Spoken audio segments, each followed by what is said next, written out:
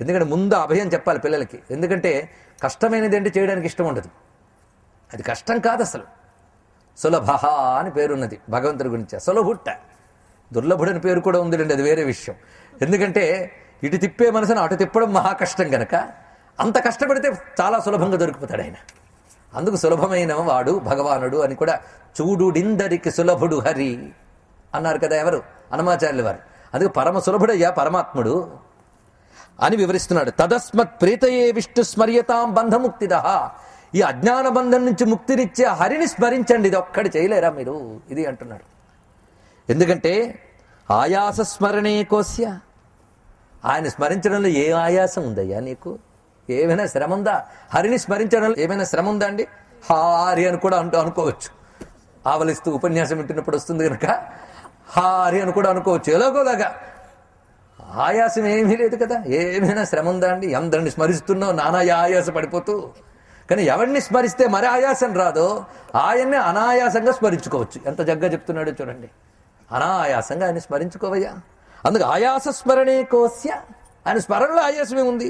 స్మృతో యచ్చతి శోభనం, స్మరించావా శుభం కలుగుతుంది. అదొక్కటే.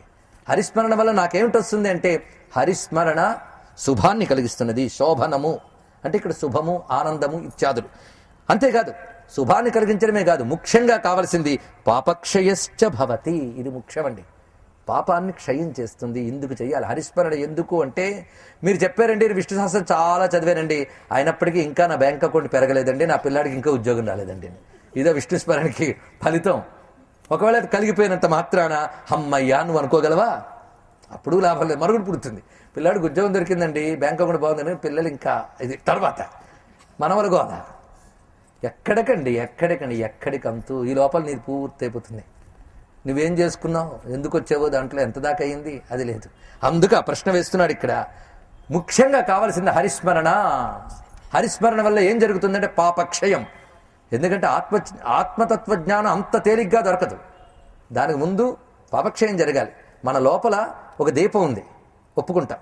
ఆ దీపం చుట్టూ ఒక అద్దం పెట్టుంది, అంటే గాజు పెట్టుంది, ఒప్పుకుంటాం. గాజు పెట్టెలో దీపం కనిపిస్తుంది, అది ఒప్పుకుంటాం. కానీ గాజు పెట్టె నిండా మకిలి పట్టుంది. అందుకే లోపల దీపం ఉందిరా, నీ లోపల దీపం ఉందిరా అంటే నమ్మట్లేదు. అది వచ్చింది బాధ. ఆ మకిలి వదిలించుకో, ఆ మకిలే పాపం. అది ఎప్పటిది కాదు, ఎన్ని జన్మలు జరిగాయో నీకే తెలియదు. అక్కడి నుంచి పోగు చేసుకొచ్చింది ఇదంతా. కనుక దాన్ని క్షయం చేసుకోవడానికి గొప్ప సాధన హరిస్మరణ.